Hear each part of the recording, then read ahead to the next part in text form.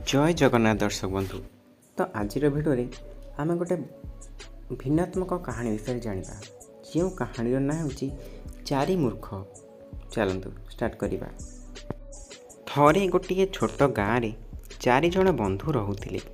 से प्रथमटी चंदा थिला, द्वितीयटी कुजा थिला, तृतीयटी पंगु थिला एवं लास्ट जनक अंध थिला। गोटे दिन 4 जन बंधु गाँ बाहर बसी गपसप करुथिले। ठीक सेतिकी बेले जड़े अजणा व्यक्ति आसी सेमानकु साल्यूट कला। एबे बंधु माने जुक्ति तर्क करने को लगिले जे से व्यक्ति काहाकू साल्यूट करुछंती।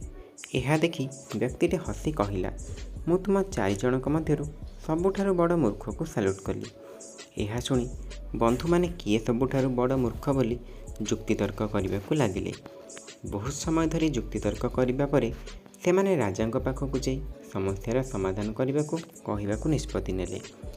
सेही बालक लोकटी राजा को कहला, हे प्रभु मु विवाहित एवं मु मो स्त्री को बहुत भल पाए।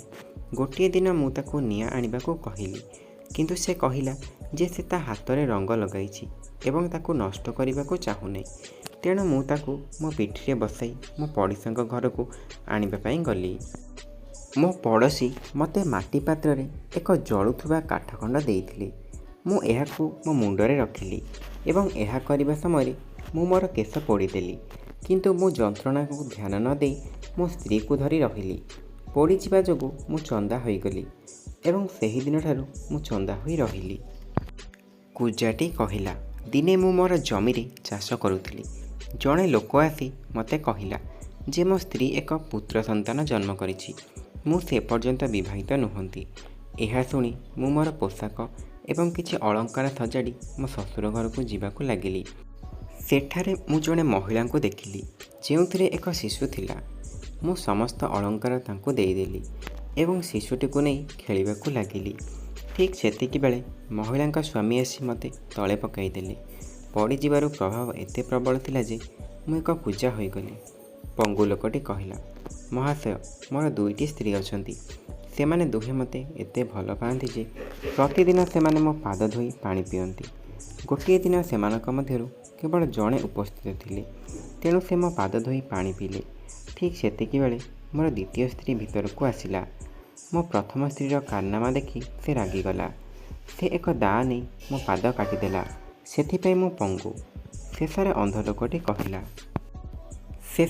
लोकटी कहिला, महाशय मोर मध्य 2टी स्त्री अछंती।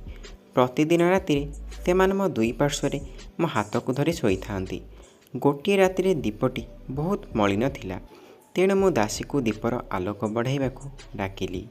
जेतेबेले से एहाकू सजाड़ुथिले सेतेबेले तेलर एक छोट ज्वलंता बुंदा मो आखि उपरे पड़िला।